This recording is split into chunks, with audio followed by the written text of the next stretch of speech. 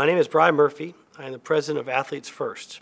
Athletes First is a sports agency, and we represent more NFL players than anyone else in the country. We presently have about 146 NFL players as clients. We also do marketing, endorsements, charity work, consulting, and the company has grown leaps and bounds over the last 5 to 7 years. It's about 3 years ago that I met James, a friend of mine, Chris Bright, from my YPO network, introduced the two of us. Chris had described Mac as a life coach, someone who could help me both professionally and personally. He could help me grow my business. I'm a lawyer by trade. I had gone to Harvard Law School and practiced law for 4 years, but I really did not have any experience in the business world.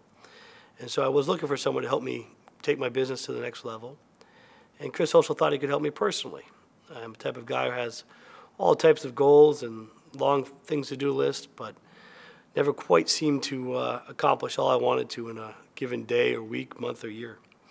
So Chris thought that, in short, James could really help me bring my personal life and professional life to an entirely new level, and it encouraged me to meet with James.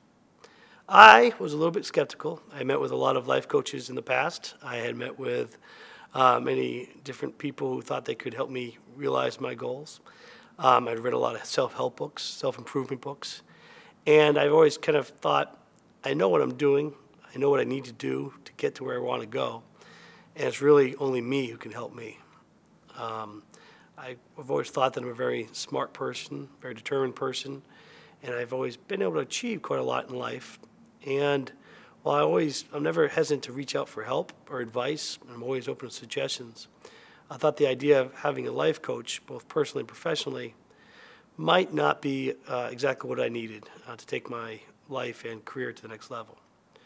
But I decided to meet with James and have lunch with him. And I was, quite frankly, very surprised, even during our first lunch, how quickly we connected. I was amazed at how quickly he understood who I was, what I was about, and how I was able to capture where I wanted to go. Looking back, when Chris Bright asked me to meet with James, and I was skeptical and dubious and didn't know if I had an hour to spare for lunch, it turned out to be one of the best decisions I've made in the last decade. Because now I have Mac in my life, like I said, as a person, as a friend, as an advocate, as a resource, and as a mentor. It's made a huge difference in my life. And I'm very thankful for having him there. I don't think that I would feel the same of many life coaches, executive coaches. I think that he has a unique talent to really understand you,